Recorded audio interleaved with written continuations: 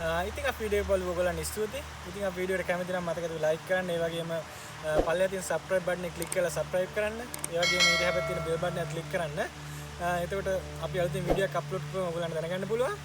ඒ වගේම ඔයගොල්ලන්ගේ අලුත් අදහස් තියෙනවා නම් ඒ වගේම ප්‍රශ්න තියෙනවා නම් පහලින් කමෙන්ට් කරන්න. මම පුළුවන් තරම් ඉක්මනට ඔයගොල්ලන්ට රිප්ලයි කරනවා. ඒ වගේම අපි තවත් මේ වගේ ගොඩක් වීඩියෝස් ඉස්සරහට ගේන්න බලාපොරොත්තු වෙනවා.